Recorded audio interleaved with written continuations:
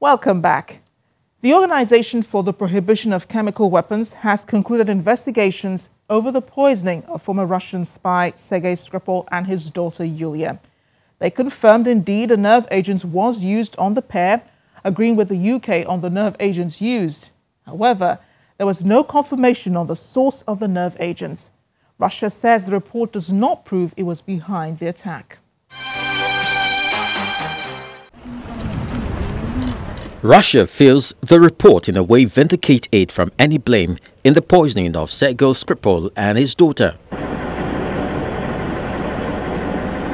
Foreign Minister Sergei Lavrov made that much clear at a press briefing hours after the report was released. It is said that OPCW expert confirmed London's conclusions regarding the chemical composition of this substance. Politicians such as British Foreign Minister Boris Johnson have once again tried to twist the truth by stating that OPCW's announcement signified a support of all Britain's conclusions without exception, including highly likely. That is simply another excess of this politician, which everyone is used to. Meanwhile, earlier that day in the UK, the Russian ambassador to Britain, Alexander Yakovenko, said claims by a British security advisor on Friday that Russia spied on Sergei Skripal and his daughter for at least 5 years before they were attacked with a nerve agent was a big surprise. The National Security Advisor to Britain's Prime Minister told NATO Secretary General in a letter that email account of Yulia had been targeted in 2013 by cyber specialists from Russia's GRU military intelligence service.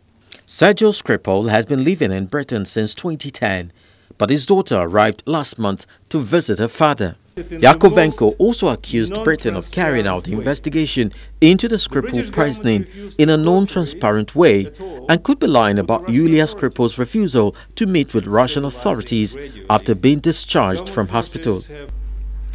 The investigation is conducted in the most non-transparent way. The British government refused to cooperate at all with the Russian authorities. We get the impression that the British government is deliberately pursuing the policy of destroying all possible evidence, classifying all remaining materials, and making an independent and transparent investigation impossible. And if somebody was spying, why the British services were not complaining about that? Because they always complain if something goes wrong in their country or somewhere else. We didn't hear any signs, any applications from the British side that they are not happy the way Skripals are living in Salisbury. Britain has requested that the United Nations Security Council meet this week to discuss the OPCW's report. The United Kingdom has asked the Director General of OPCW to call an Executive Council meeting for next Wednesday, and we here in New York have asked for a Security Council meeting next week, and that will most probably be on Wednesday. The Organization for the Prohibition of Chemical Weapons says Sergei Skripal and his daughter were poisoned with military-grade Novichok. And while the blame game continues between Britain and Russia, Yulia Skripal, who was discharged from hospital last week, has turned down an offer of assistance from the Russian embassy.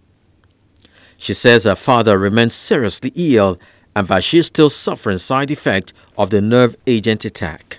Her statement was issued last Wednesday by British police, but the Russian embassy said it was clearly fake and strengthened its belief that Yulia Skripal had been abducted by Britain and continues to request access to her.